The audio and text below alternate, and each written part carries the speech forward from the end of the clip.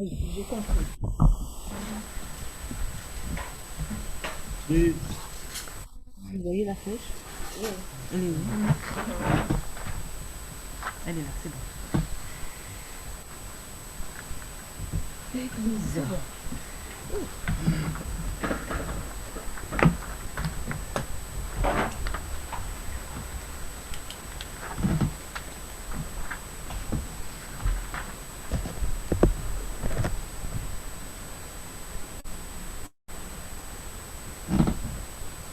ok, salut à tous, j'espère que vous allez bien. Oui, ça va, Ça merci. va, merci bien. Toi aussi? Dans la grâce de Dieu, on va prier pour aller directement. Père Céleste, merci encore pour ce moment que tu nous donnes de pouvoir étudier ta parole. Nous te prions de nous garder, de nous guider et de nous inspirer, Seigneur Dieu, que ton sang nous lave tout un chacun et que tu nous accordes ton Esprit Saint qui va rendre cette parole réelle dans notre vie. Au nom de Jésus, Amen. Amen. Donc, dans les 7 thèmes, nous sommes à l'avant-dernier thème pour la base de l'étude biblique. Et cette base que nous avons aujourd'hui, c'est l'Église. L'Église. Donc, je voulais savoir si c'est possible de couper le micro de votre côté parce qu'il y a un petit bruit.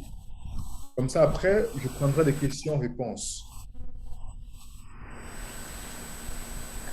Je peux vous dire que je n'entends pas. Je vous entends vraiment pas bien. Je dis, si vous pouvez couper le micro de votre côté, c'est bon, vous m'entendez là? Ah, coupez le micro de notre côté. Parce qu'il y a un petit bruit à l'extérieur là. Vous m'entendez bien? Vous me faites un coup de pouce, vous m'entendez? Ok, super. Donc, on va lancer l'Église. L'Église.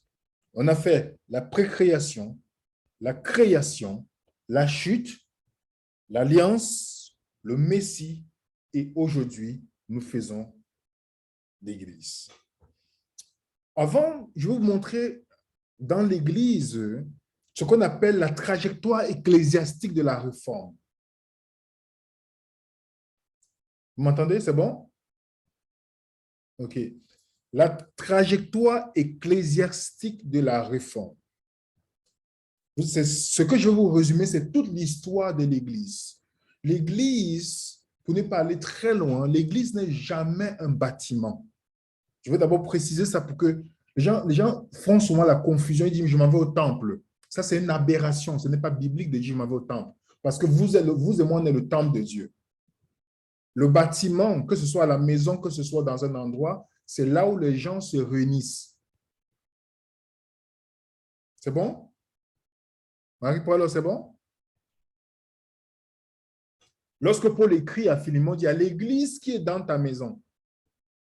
À l'église qui est dans ta maison. Les gens se réunissaient dans les maisons. Et ces maisons n'étaient pas l'église, c'était les gens qui étaient l'église. Nous sommes le corps de Christ. Bon, ce n'est pas ça que je veux. Je veux seulement rappeler ces choses que quand on parle de l'église, les gens ont peur parce qu'on veut les amener dans un bâtiment. Non, je dis, c'est toi l'église. Donc, quelqu'un dit, je veux que l'église change, il est en train de dire, je dois changer. OK? Donc, voilà la trajectoire. En ces 4 points, vous pouvez résumer l'histoire du peuple de Dieu. La formation, la déformation. C'est bon? Je peux continuer à avancer, vous me faites un coup de pouce si je dois avancer. OK. On a la formation, on a la déformation, on a la réformation. C'est bon toujours? On est ensemble? Allô? Vous m'entendez? OK. Et la restauration. Voilà la trajectoire quand le Messie vient. Voilà la trajectoire de tout ce qui va se passer dans l'histoire de l'Église, dans l'histoire du peuple de Dieu. Quand Christ vient sur la terre, nous allons aller dans la formation. Christ vient former. Regardez ce qu'il déclare dans Matthieu 16, verset 18. Lorsque Pierre lui demande, que dites-vous que je suis? Et, Jésus leur pose la question de savoir, que pensez-vous de moi? Voilà ce que Jésus répond. Je te dis que tu es Pierre. Pierre, c'est-à-dire Pétros, c'est-à-dire le nom. Sur cette pierre, c'est-à-dire pas Pierre l'apôtre, mais sur le rocher, je bâtirai mon église. OK? Sur cette pierre, je bâtirai, pas Pierre, parce que le système catholique a tourné cette phrase pour dire aux gens que c'est Pierre qui est la fondation de l'église. Jamais Pierre ne peut être la fondation. Quand vous lisez dans le grec, ça dit Pétros, sur cette pétra, donc sur ce rocher. Et nous savons que dans le livre de Corinthiens, Jésus-Christ est le rocher, 1 Corinthiens chapitre 10, verset 4. C'est lui le rocher. Donc, là, Jésus dit qu'il va bâtir son église sur lui-même, la fondation sur lui, qui est la vérité. Voilà ce que Jésus dit. Et quand vous voyez Jésus venir, il commence à former. Il y avait combien de groupes religieux au temps de Jésus? Il y avait 5 groupes religieux. 5 dominants, parce qu'il y avait les minorités, il y avait 5 groupes dominants. On avait les zélotes, il y avait les pharisiens, les sadducéens, les hérodiens et les esséniens. C'était les 5 groupes. Pharisiens, zélotes, esséniens, hérodiens et sadducéens. Je ne sais pas si j'ai dit dans le point. Et ces 5 groupes avaient une mauvaise perception de Dieu. Jésus ne s'aligne pas, il vient former l'Église. Il vient former. Certaines personnes vont dire, mais ce n'est pas Dieu qui a créé le judaïsme. Oui, mais il n'a pu utiliser le judaïsme. Ça avait pris fin à un moment donné. Les systèmes de dénomination prendront fin. Et Jésus donne l'illustration. Avez-vous déjà, si vous avez lu cette histoire, vous levez seulement la main ou vous faites un doigt. Vous connaissez l'histoire de Jairus? Qui connaît l'histoire de Jairus? Faites-moi un signe si vous connaissez l'histoire de Jairus. OK. Est-ce que vous connaissez l'histoire de la femme d'écoulement de sang? Quel écoulement de sang pendant 12 ans? C'est bon? Tout le monde connaît cette histoire, n'est-ce pas? Si vous lisez le livre de Luc, vous allez voir que cette histoire, c'est dans le même chapitre. Pourquoi cette histoire se passe dans le même moment? Vous pouvez mettre le micro pour me dire. Quelqu'un peut mettre le micro pour me dire pourquoi?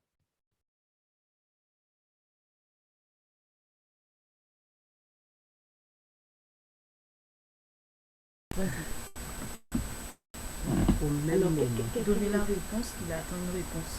Alors, qu'est-ce qui a eu lieu? Vous n'avez pas remarqué que cette histoire arrive au même moment? Les deux histoires arrivent au même moment. Et pourquoi? Jésus, on a appelé Jésus d'aller guérir, d'aller ressusciter la fille de Jairus. Elle avait 12 ans, la fille de Jairus. Et sur le chemin, il y a une femme qui a écoulement de sang pendant 12 ans. Et qui vient toucher Jésus. Et elle qui touche Jésus. Jésus ne la touche pas. Mais la fille de Jairus, c'est Jésus qui la touche.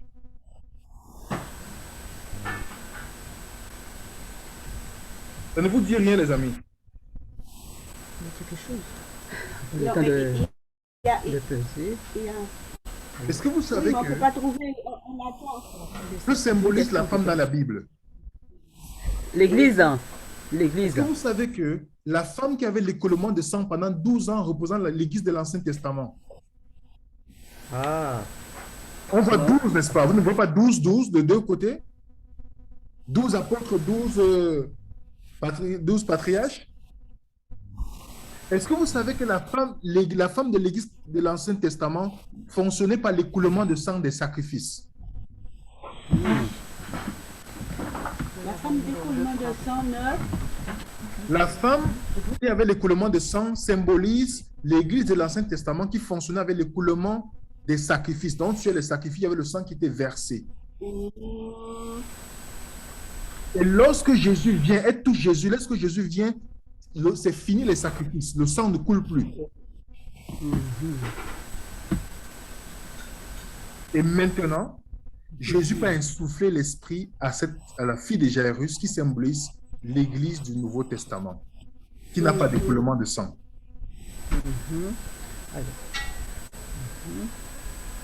Donc, Jésus vient former l'Église. Il donne un nouveau souffle à son peuple. Mais,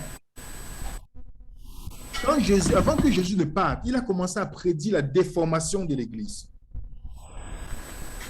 Il a commencé à voir que bientôt, les faux prophètes vont venir à son nom. L'Antichrist va venir à son nom. Les faux enseignements vont venir à son nom. C'est là on parle de la période de la déformation. Dans 2 Thessaloniciens, on voit même les apôtres dire comment les gens vont s'introduire dans l'Église. Vont s'introduire parmi le peuple de Dieu pour les éloigner de la vérité. Vous lisez Acte 26, Paul en parle. 2 Thessaloniciens chapitre 5, il dit, 2 Thessaloniciens chapitre 2, il dit qu'il va s'asseoir dans le temple se proclamant lui-même Dieu. Donc quand vous entendez le mot antichrist, ne pensez pas que l'antichrist c'est quelqu'un qui est contre Dieu. Le mot anti, ce n'est pas la même traduction dans le grec. Anti dans le grec veut dire celui qui est à la place d'eux. Pardon? Celui qui est à la place de. Celui antéchrist. Celui qui est à la place de. Anti veut dire la méthode. Anti. Donc, nous, en français, quand on dit anti, ça veut dire contre. Mais dans le grec, c'est celui qui est à la place d'eux. Donc, Jésus parle des gens qui vont venir à son nom, s'asseoir même à la place. Dans 1 Timothée 4, on nous dit, mais l'Esprit vient expressément que dans les derniers temps, quelques-uns abandonneront la foi pour s'attacher à des doctrines de démons. Remarque bien, ils ne vont pas sortir.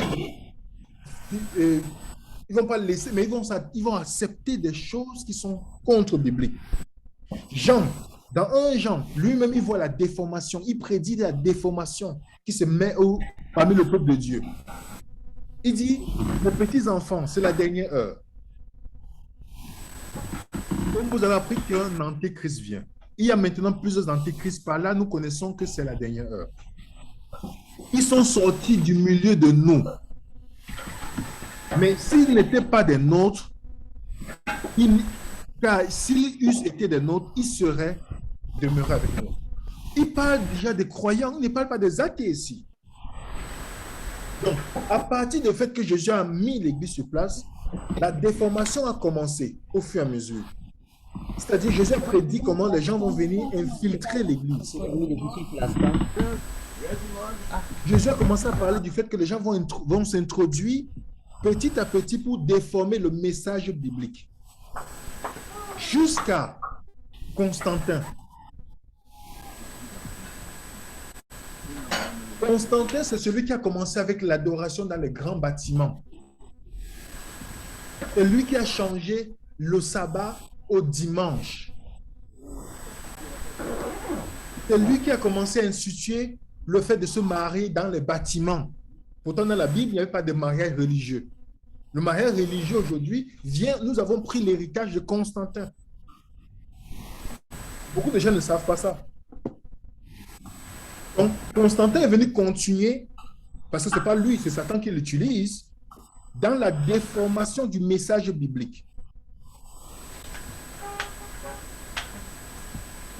Et parce que les chrétiens étaient persécutés avant Constantin, qu'est-ce que Constantin fait? D'une manière malin, parce qu'il est inspiré de l'ennemi, il pousse à ce qu'on ne persécute plus les chrétiens en leur donnant la possibilité. C'est à ce moment que les chrétiens ont commencé à perdre le goût pour l'évangélisation. Lorsque la persécution a cessé, puisque les chrétiens se regroupaient dans les maisons, c'est Constantin qui vient maintenant, dit non, ne les persécutez pas. J'ai une vision de Dieu, je suis converti. Il a commencé à mélanger le christianisme avec le paganisme, d'où le dimanche, qui est l'adoration du dimanche. Voilà ce qu'un auteur dit sur lui. Un bon empereur, même s'il était aussi un bon chrétien, ne pouvait guère échapper au dilemme d'avoir choisi entre perdre le pouvoir et perdre sa place au paradis. Comme il venait juste de monter sur le trône, Constantin était loin d'en avoir fini tant avec le pouvoir qu'avec les péchés qu'on était obligé de commettre pour le conserver. Que Constantin soit devenu chrétien au moins à la fin de sa vie, cela ne fait pas de doute, à condition de ne pas prendre en compte la qualité de son christianisme. Le christianisme de Constantin était terrible. Et à ce moment-là, quand la papauté a pris le pouvoir, c'est écrit dans ce livre très intéressant, Le pouvoir temporel du vicaire du Christ, qui nous montre que quand l'Église, le système catholique a pris le pouvoir en Europe après les 10 tribus barbares, il n'y avait plus une autre puissance que le pouvoir de Rome. J'ai mis ça dans les documents pour que vous puissiez lire. Vous allez lire les documents. Quand je fais l'étude avec les gens, je lis, je leur montre le côté historique de ce qu'on dit. J'ai un autre document qui approuve. Je vous ai mis tout cela dans les documents que je vais donner. Et pour conclure, un document qui nous dit The Papacy of the World, dans le document, il dit, sous les papes, il n'avait aucun pouvoir temporel. Mais lorsque l'Empire romain s'est désintégré et que sa place a été prise par certains nombres de royaumes grossiers, barbares, l'Église catholique romaine est non seulement devenue indépendante des États dans les affaires religieuses, mais a également dominé les affaires laïques. C'était le pouvoir catholique qui... Remarquez bien, Jésus a prédit la déformation. Vous n'avez pas vu que de là où Jésus a mis, beaucoup de chrétiens aujourd'hui disent que le dimanche, c'est le jour d'adoration. Ils ne savent pas que ça vient de la déformation. Jésus, aucun disciple n'a adoré le dimanche. Mais la déformation a fait ce que le pouvoir catholique romain a même allé plus loin. Le baptême des enfants. Vous avez tout ce qu'on appelle les 7 sacrements. La confession des péchés par le prêtre, les pénitences, la confirmation, le baptême, l'eucharistie, l'ordination, le mariage, les derniers sacrements, toutes ces choses n'ont jamais eu un appui biblique. Le baptême des enfants, le baptême par aspersion. Pourtant, dans la formation de l'Église que Jésus est venu mettre sur place, le baptême était l'immersion, le mot baptizo. Alors, l'Église catholique a pris le pouvoir, a dominé quand il y a eu mariage entre l'État et la religion, la persécution était énorme.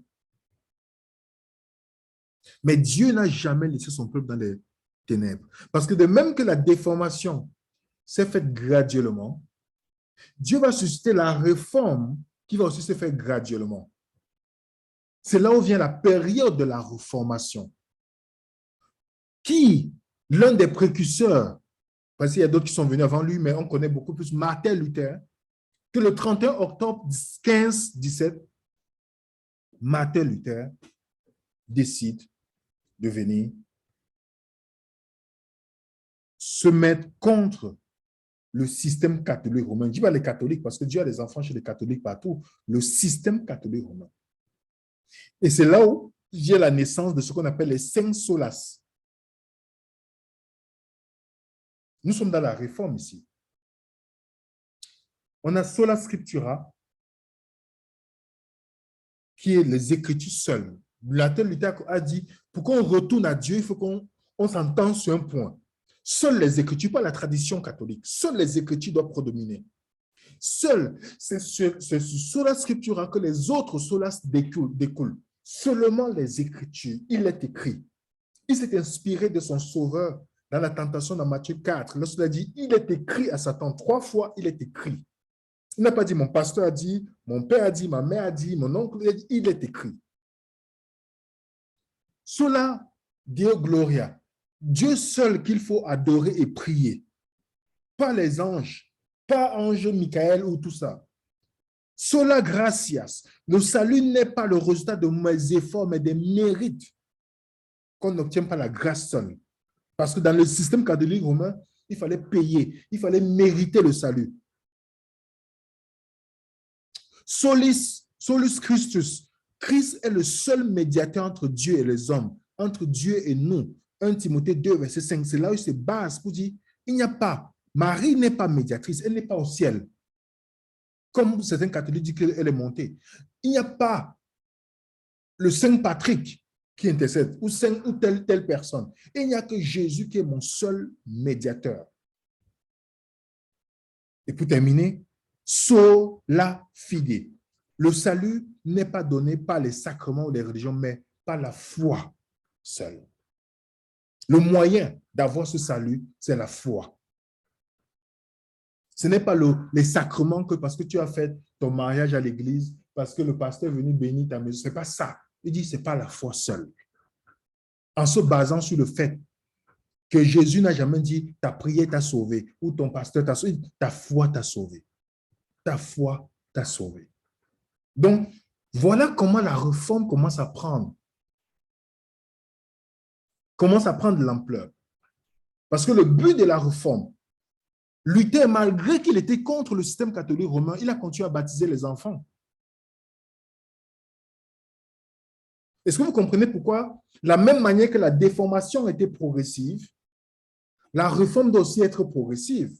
Ce n'est pas du jour au lendemain que tout on arrive à la vérité. On a vu qu'après Luther est venu qui? D'autres, John Calvin, qui est venu avec une nouvelle vérité, mais pas que c'est lui qui a inventé, mais qui est dans la Bible. Il a commencé à dire, ok, d'accord, on ne doit pas prier des saints, on doit prier seulement. Et progressivement, les baptistes sont venus avec la remise en place du baptême d'eau, qui était changé parce que Luther et Calvin baptisaient encore par aspersion. Allez chez les luthériens, on baptise encore par aspersion. Donc, pas parce que Luther a découvert la première chose, que ça veut dire qu'il connaissait tout. Non, il ne connaissait pas tout. Mais Dieu s'est servi de ce qu'il connaissait pour inciter des gens à continuer à étudier la Bible. Et c'est comme ça que la réforme allait progressivement jusqu'au baptiste. Les baptistes sont venus. Après, les méthodistes sont venus en disant, non, on doit témoigner avec la lumière, on doit donner notre témoignage progressivement. Parce que le but de la réforme était d'arriver à la restauration de la vérité totale. La restauration de la vérité totale. Donc, beaucoup de gens pensent que, ok, parce que je suis chrétien dans telle dénomination, alors ceux qui étaient là avant moi connaissaient tout. Ce n'est pas vrai. Ce n'est pas vrai. La foi n'est pas basée sur ceux qui sont venus ou les pionniers de tel. Non, la foi est basée sur la parole de Dieu. Donc, Dieu se sert de toutes ces personnes, Luther, John Calvin, tout ça, ils ne connaissaient pas tout. Mais progressivement, par la grâce de Dieu, ceux qui venaient, ils étudiaient de plus en plus, jusqu'à le but de Dieu, c'est de retrouver la restauration. Et quand vous étudiez avec la personne, à ce moment, vous allez dire, je vous montrerai dans des prochaines études comment on retrouve la restauration de la vérité biblique. C'est quand vous allez faire le sanctuaire avec la personne, parce que le sanctuaire te montre comment la vérité est restaurée. Donc, Luther, qui était soucieux, il avait déjà lui-même vu que le système papal qui était prédit, le diable, je dis bien le système papal, pas les catholiques, le système papal, car le diable qui a fondé l'institution papale, qui parle, agit à travers le pape, le siège de Rome a fait remonter des enfers toutes les abominations et de l'idolâtrie. Donc, à cause de ça, il a failli mourir. Et c'est là où les gens commencent à comprendre que le système papal ne représente pas Christ parce que Jésus n'a jamais persécuté quelqu'un qui était contre lui. Même Judas, Jésus n'a jamais... Nous, parfois, quand quelqu'un fait le mal, on veut l'exposer devant les gens. Même Jésus n'a jamais exposé Judas. Donc, est-ce que vous voyez déjà qu'on parle de la formation, la déformation qui arrive jusqu'à le système catholique romain, qui prend la domination mondiale en se plaçant comme le vicaire du Christ. Donc, celui qui a la place du Christ. Pourtant, Jésus a dit, c'est le Saint-Esprit qui viendra à ma place. et imposer la vision religieuse qui a impacté toutes les religions, même dans le christianisme et hors du christianisme. Et créer ainsi la confusion au sujet du caractère de Dieu. C'est par la domination du système catholique romain que l'athéisme a augmenté. Regardez le lien. Au Québec, où je suis resté, moi je viens du Québec aussi, où j'ai vécu, je vis encore, même si c'est à distance de temps en temps. Beaucoup de Québécois ont rejeté la religion à cause des abus du système catholique romain. Parce qu'il y avait, à ce moment-là, l'Église fonctionnait comme l'État, imposait des choses, ce qui n'est pas la vision du Christ. Et beaucoup de gens rejettent justement à cause de ça. Et ça crée ainsi la confusion. On voit plusieurs dénominations aujourd'hui. Vous n'avez pas remarqué que vous avez une seule Bible, mais 34 religions chrétiennes? 34 religions chrétiennes à une seule Bible. Est-ce que Dieu est l'auteur de la confusion? Dieu est-il l'auteur de la confusion? Non. Quand on lit 1 Corinthiens 14, 33, car Dieu n'est point un Dieu de confusion.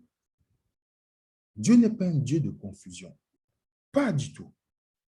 Il y a quelqu'un qui veut confondre toute la déformation, tout ce qui s'est passé dans l'histoire du christianisme, c'était ces gens qui faisaient en public étaient juste manipulés par quelqu'un qui se cache dans l'invisible, Satan. Et Jésus parle de lui, dans Jean 10, verset 12. Il dit, mais ce n'est qui n'est pas le berger, à qui n'appartient pas les brebis, voit venir le loup, abandonne les brebis et prend la fuite, et le loup les ravit et les disperse. Le loup, parlant de Satan, a pour but de disperser. Parce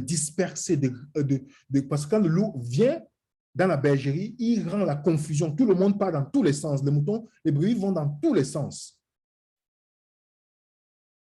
Et Jésus lui-même a dit, le bon berger, il a dit, j'ai encore d'autres brebis qui ne sont pas de cette bergerie.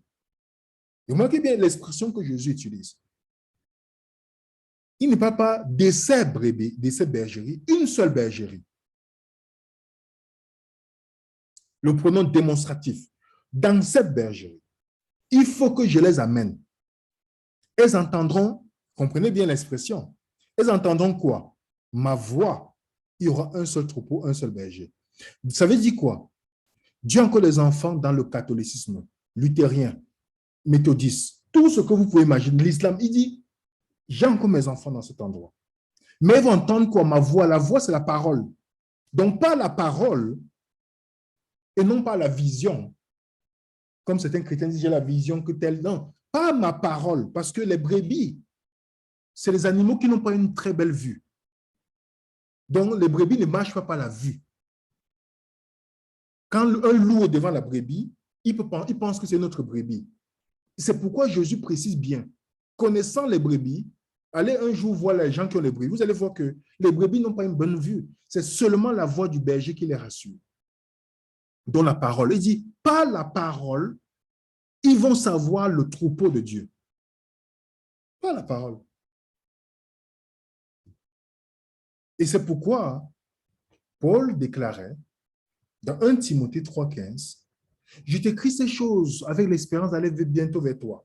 Mais afin que tu saches, si je tarde à venir, afin que tu saches comment il faut se conduire dans la maison de Dieu, qui est l'église du Dieu vivant, la colonne et l'appui de la vérité. La colonne et l'appui de la vérité. Est-ce que vous voyez ça?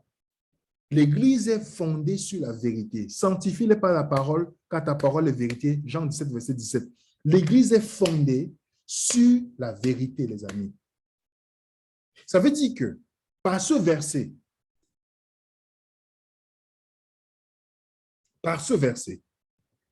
que vous avez à l'écran, vous pouvez éliminer déjà au moins 98% des religions chrétiennes. Parce que si une religion, si une dénomination vous dit, nous croyons que nous sommes sauvés par Jésus, Mais quand on meurt, on part directement au ciel, ce n'est plus la vérité. Si une religion vous dit, nous sommes sauvés par le salut en Jésus seulement, mais la loi de Dieu n'est plus valable. Certes, le chrétien n'enseigne pas qu'on est sauvé par la loi. Non. Mais beaucoup de gens pensent que quand Jésus vient, les 10 commandements de Dieu sont abolis.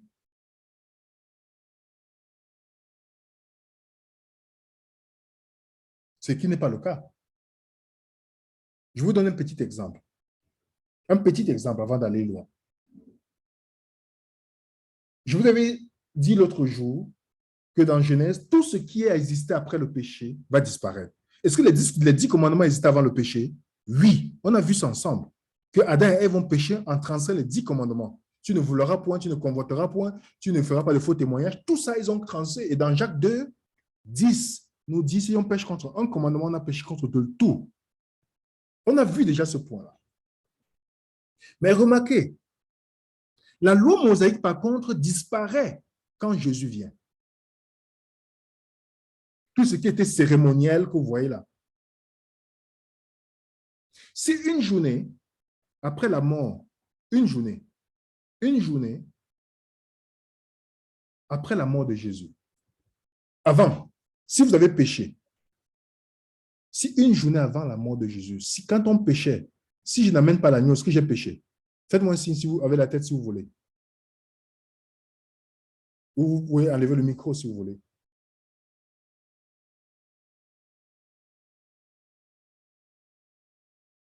Si une journée avant la mort de Jésus, je pêche et je n'amène pas l'agneau, est-ce que j'ai péché?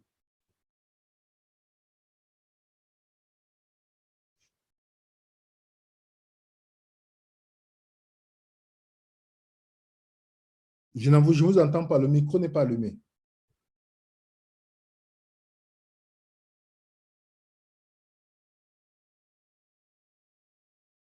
Si une journée avant la mort de Jésus et je pêche, je dois amener, si je n'amène pas l'agneau, est-ce que j'ai péché? Voilà. Alors, si une journée, on n'entend pas très bien, si une journée avant la mort de Jésus, je pêche, ensuite on n'a pas compris. Si je n'amène pas l'agneau, est-ce que j'ai péché? Est-ce que j'ai péché? Ben oui, j'ai quand même péché. Quand j'emmène l'agneau, quand j'emmène pas l'agneau, j'ai péché. Non, mais si je n'amène pas l'agneau pour confesser mon péché, est-ce que c'est un péché? Oui, parce que Ça reste un péché. Parce que Et normalement, je dois emmener l'agneau Symbolise Jésus. qui symbolise Jésus, la Parce que venue de Jésus Jésus. n'est pas encore mort. Voilà.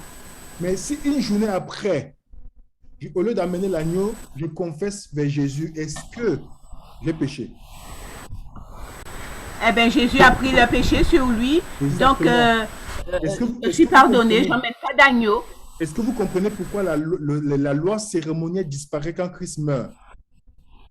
Oui, bien sûr. Non, je donne un exemple sur les 10 commandements. Si, avant la mort de Jésus, j'ai volé, Exode 20, verset 15, qui dit tu ne voleras point, est-ce que c'est un péché? Je n'ai pas entendu. Dis-le. Mais oui, c'est un péché. Ça reste un péché. Avant la mort, ça reste un péché. Après la mort, ça reste un péché. Mais la différence, c'est qu'après la mort, Jésus a déjà pris. Et avant la mort. Non, je parle des 10 commandements. Si Exode 20, verset 15 te dit, tu ne voleras point, et que un jour avant la mort de Jésus, je vole, c'est le péché, n'est-ce pas? Oui. Oui, c'est le péché.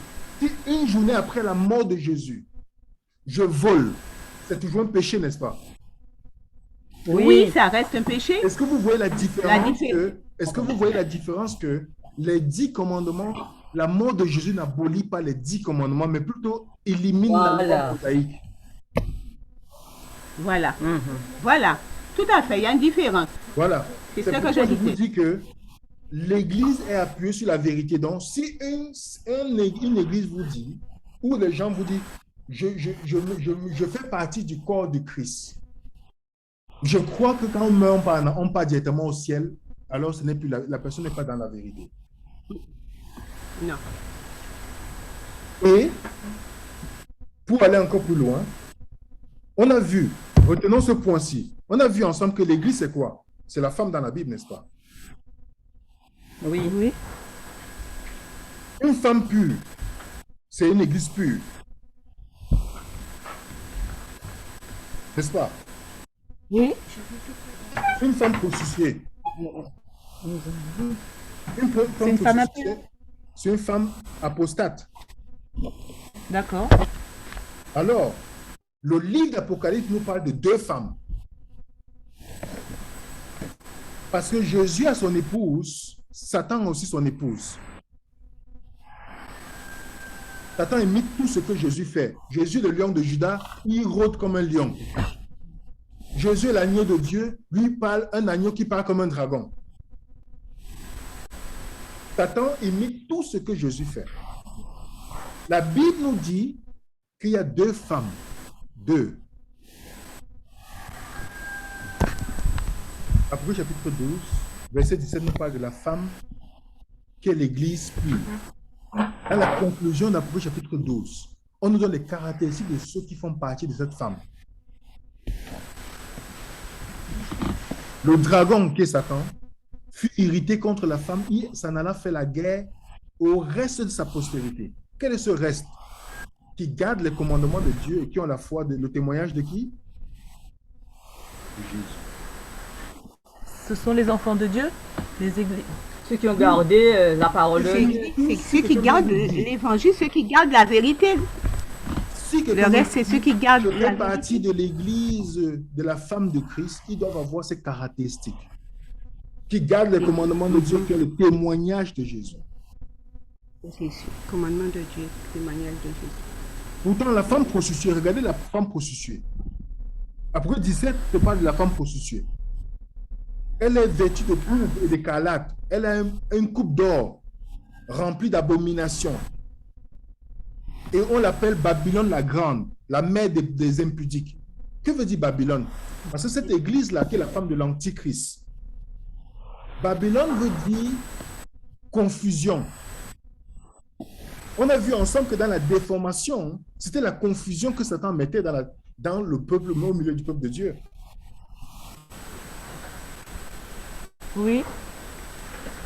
Donc, cette église va amener la confusion parmi le peuple de Dieu.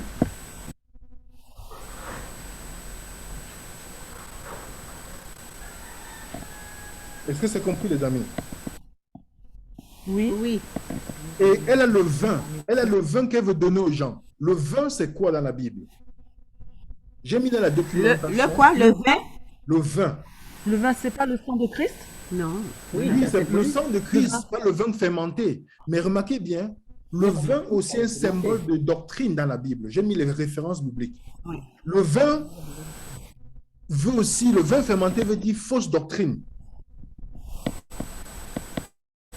Donc, selon les textes, nous savons que Babylone a le vin de la fausse doctrine pour amener la confusion sur Dieu. Parce qu'il y a des gens qui croient à l'immortalité de l'âme. C'est une confusion sur Dieu.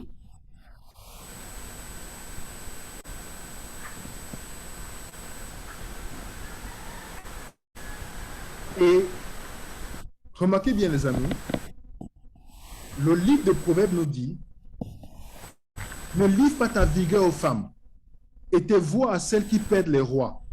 Ce n'est pas au roi, ce n'est point au roi de boire le vin, de peur qu'en buvant, il n'oublie quoi? La loi de qui? La loi de Dieu. On vous entend pas bien, c'est pour ça en fait. Ah, mais c'est pas grave, continuez. Ce n'est pas au... Proverbe te dit que ce n'est pas au roi de boire du vin.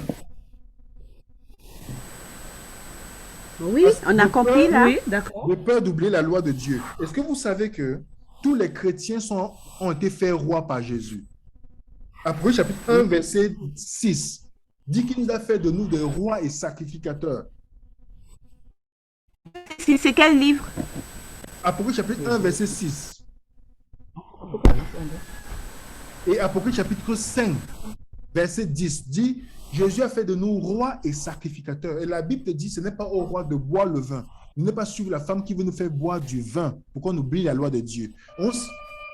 Excusez-moi, s'il vous plaît.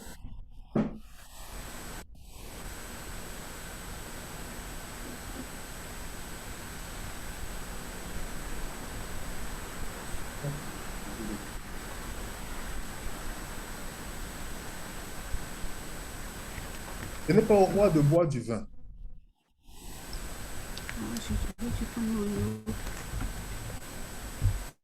OK? Oui, oui, oui.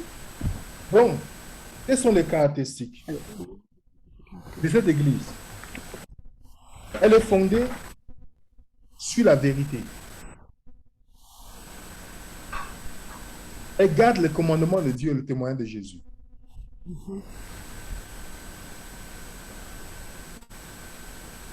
Et pourquoi? Excusez-moi.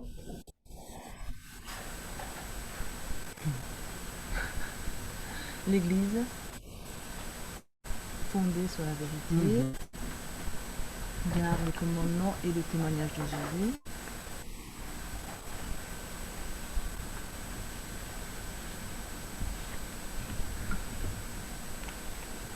Et on l'entend plus là. Et le téléphone.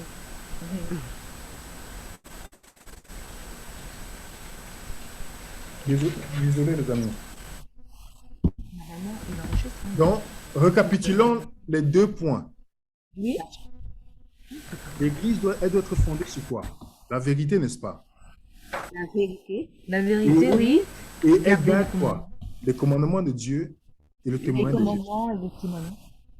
Est-ce que vous savez que le but de Dieu, c'est de préparer son peuple pour un mariage qui doit se passer, ce qu'on appelle les noces de l'agneau? Oui. Et en prêchant le fait que Dieu demande qu'on prêche l'évangile, ou en donnant l'étude aux gens, l'étude biblique que je donne à des personnes, c'est l'invitation pour ce mariage. Et ce mariage a un lieu. Dieu a un lieu qu'il a fixé, il a un moment, il a les vêtements qu'il a prévus pour ce mariage, qu'on appelle les noces de l'agneau. C'est pourquoi le livre d'Apocalypse conclut en disant, viens, je te montrerai l'épouse, la femme de l'agneau. Dieu est en train de préparer des personnes pour ce moment-là. Et c'est pourquoi quand Jésus vient, vous savez que lors du mariage, il y a toujours l'ami de l'époux, ce qu'on appelle en anglais le best man, celui qui est à côté de l'époux. Vous savez que quand les gens se marient, parfois il y a l'ami de l'époux, son bon ami.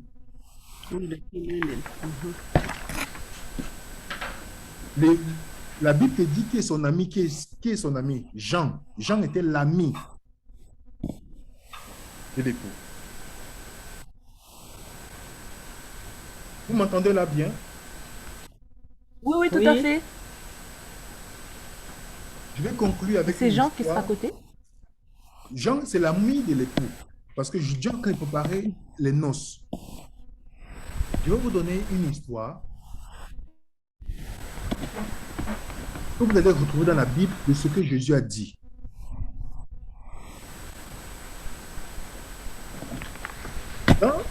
Au temps de la Bible, lorsque vous êtes intéressé par une femme, vous savez ce qu'on fait? Non. Reprends la question parce que là, je n'entends pas très bien. Au temps de la Bible, On est intéressé par. lorsqu'on est intéressé par une femme, on partait voir ses propres parents pour dire, j'ai vu une femme qui me plaît. Et c'est mes parents qui se lèvent pour aller voir les parents de la fille. Vous avez l'exemple sur Samson. Samson, quand il voit la première femme qu'il a vue, il est parti voir ses parents pour dire, j'ai vu une femme parmi les Philistins. Et vos parents maintenant vont voir les parents de la fille pour préparer les fiançailles.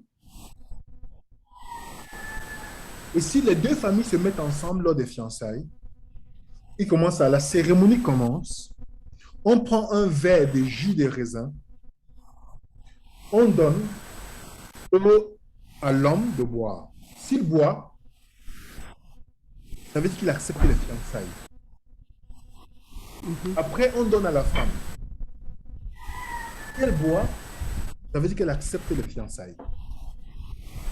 Si elle refuse, ça veut dire qu'elle refuse les fiançailles avec cet homme. Est-ce que vous n'avez pas remarqué que Jésus, quand il est venu sur la terre, dans Matthieu 26, il a bu du jus des raisins avec les 12 qui sont la fondation de l'Église. Qui sont les apôtres, pas qui sont fondés sur Christ. Mais il a bu le vin. Vous savez que ce vin, qu'est-ce qu'il dit? Le vin de l'alliance, n'est-ce pas? Oui. C'est à ce moment que Jésus lance les fiançailles avec l'Église, qui est vous et moi. D'accord. Et maintenant, au temps de la Bible, lorsque les fiançailles étaient confirmées, l'homme retournait construire une maison pour recevoir la femme. Parce que c'est seulement quand la maison sera prête que son père va dire, maintenant cette maison est prête pour recevoir ton épouse, va la chercher. C'est pourquoi Jésus dit que votre cœur ne vous trouble point. J'ai plusieurs maisons dans la maison de mon père. Donc, il dit, je viendrai, je vous prendrai avec moi, parce que là où je suis, vous serez aussi. C'est ce langage du mariage que Jésus est en train d'utiliser dans la Bible. Et qu'est-ce qu'on donne à la femme quand l'homme part bâtir la maison? On donne la lampe à la femme. Avec de l'huile. On donne à la femme quoi avant? Une lampe avec de l'huile. Merci. Et pour que chaque fois que l'homme passe à distance de la maison de la femme, il puisse voir que la lumière brille toujours dans sa chambre pour dire qu'elle continue à l'aimer. Le jour qui passera, il voit que la lampe est éteinte, que la lumière, il n'y a pas la lumière de la chambre de la femme la nuit. Il doit savoir qu'elle aime quelqu'un d'autre. C'est pourquoi la parabole des 10 vierges.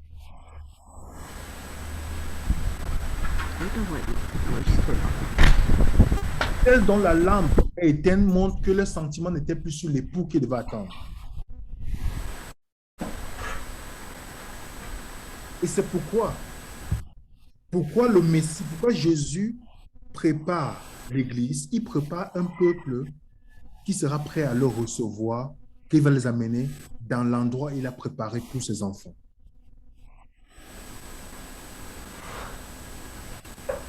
C'est pourquoi on nous dit, dans Matthieu 25, au milieu de vous, on s'écria, voici l'époux, allez à sa rencontre. La question que nous devons nous poser, de quel côté je suis parmi ceux qui disent qu'ils attendent le retour de Jésus? Du côté de ceux dont la lampe est allumée, dont leur amour pour le Christ est toujours présent, ou ceux dont leur amour s'est refroidi, au point où ils aiment quelqu'un d'autre. Combien? 2 Corinthiens 20? Matthieu 25. Non, il a dit 2 Corinthiens 20. Non, je n'ai pas dit parler de 2 Corinthiens 20.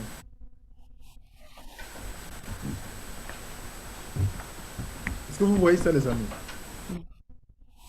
Ok. Donc, qu'est-ce que Jésus est venu? Il est venu former l'Église. Mais il est conscient, Jésus est conscient qu'on vit dans le monde du mal. Et que ce mal a commencé par la déformation, la confusion sur Dieu qui s'est propagée sous forme d'enseignement dans le monde. Où les gens croient que Dieu tue les gens en enfer, les gens qui tuent au nom de Dieu, les gens qui persécutent. Tout ça, la confusion a été créée. Et qu'est-ce que Jésus fait? Il amène la réforme. La réforme, c'est le but de la réforme, c'est de ramener à la vérité. Et c'est pourquoi, lors de l'étude, je dis à la personne, je vous montrerai comment on arrive à la réforme totale de la vérité dans la Bible quand on va faire le sanctuaire. Mais pour l'instant, voilà l'invitation que Jésus te donne pour les noces qu'il a préparées. Est-ce que tu veux faire partie des noces de l'agneau? Amen. Et pas tes vêtements qui vont t'amener dans cet endroit-là. C'est les vêtements qu'il a préparés. Est-ce que tu veux ce vêtement gratuit qu'il a prévu pour toi? Parce qu'une fois que tout le monde dit qu'il accepte le vêtement, il va passer faire l'investigation. Vous vous rappelez la parabole où il invite tout le monde. Après, il y avait un qui n'avait pas le vêtement. Il a dit, qu'est-ce que tu fais ici? Parce que le moment de l'investigation va venir où on va vérifier si les gens ont vraiment le vrai vêtement cousu par Dieu.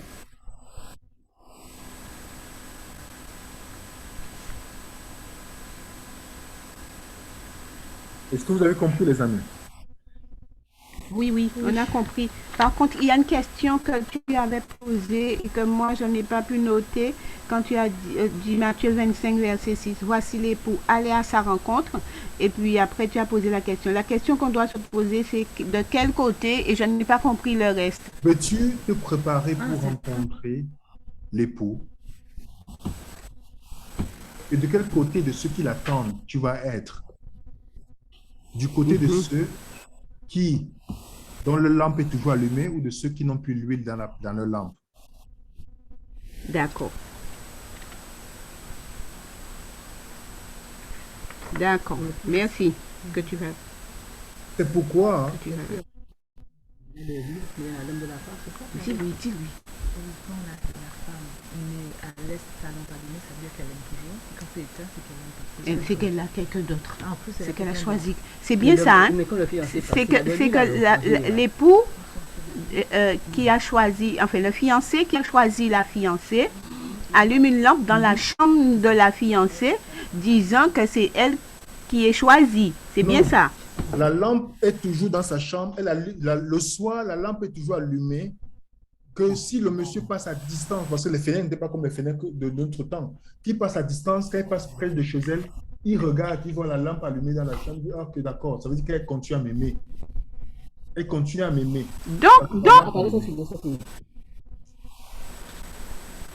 Oui, cela veut dire qu'à partir du fiançailles, la lampe reste allumée dans la chambre de la fiancée, chez elle. C'est nulle part d'autre. C'est chez la fiancée. Oui, c'est chez la fiancée. Elle doit veiller que la lampe soit toujours allumée pour montrer qu'elle aime toujours cette personne. Parce que ses parents vont constater qu'elle n'aime plus la personne quand la lampe est... Quand les parents ou le gars passe à distance vont constater qu'elle n'aime plus la personne quand la lampe est éteinte. D'accord, merci, j'ai compris. Chez elle. Chez elle. Pas dans la maison qu'il a construite pour elle. Non, c'est pas dans la maison. Elle est seulement fiancée, donc c'est pas dans la maison qu'il a construit pour elle. C'est chez elle. Dans la maison de ses parents. Chez ses parents. Très bien, j'ai compris. Parce que le gars, il est en train de bâtir la maison pour recevoir la fille. Quand la maison sera finie, il viendra prendre la fille maintenant pour aller vivre avec elle là-bas. D'accord.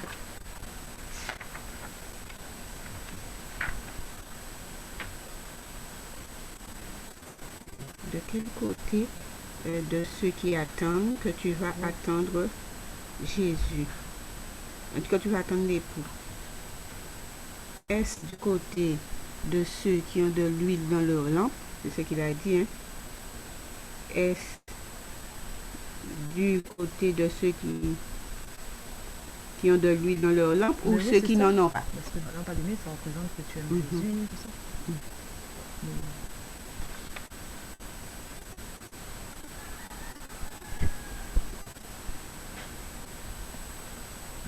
Ok, d'accord. Est-ce qu'il y a des questions? Dans 1 Timothée 3,15, je crois, hein, vous avez parlé de si je tarde à venir et tout ça. Et la colonne, ça représente quoi? Ça représente Dieu? Non, la colonne, c'est les apôtres. Ah, pardon, ça représente les apôtres. Oui, vous avez été, Paul dit dans Éphésiens, vous avez été édifiés par les apôtres sur la colonne. Donc, la colonne, c'est dans le langage du sanctuaire qu'il utilise ça. Maintenant, la base, c'est qui? C'est Jésus-Christ. Donc, vous avez été édifiés sur le fondement des apôtres, c'est-à-dire sur l'enseignement des apôtres qui, eux, ont reçu de Christ directement dans la parole. D'accord.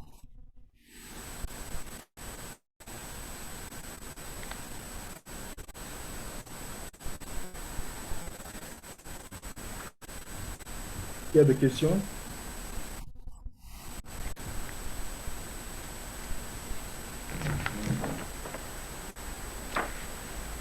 Il y a des questions? Pour l'instant, tu as des questions? Non. Pour l'instant, non. On va réviser tout ce qu'on a écrit et ce qu'on va voir dans les données. Question. Il y a une autre question. Oui. Les 5 solas, on les retrouve... comment vous expliquez ça? où est-ce que je peux les retrouver? Sola, Gracia, Sola Christus, Sola... Comment je peux les retrouver si je vais les rechercher? Je vais Approfondir. approfondir. Merci. Même sur Internet, vous retrouvez ça, parce que Luther était basé sur la Bible. Pardon? Même sur Internet, vous tapez 5 solas, vous allez retrouver sur Google. D'accord. Ok, ok. Merci. Le document, je vais D'accord, donner le on va document à Paola. D'accord. Merci.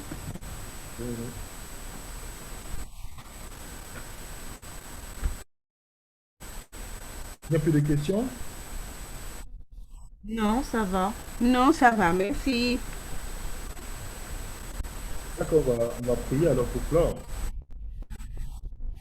D'accord. D'accord. Allô, Paola? Ah, je vais la chercher. Je vais la chercher.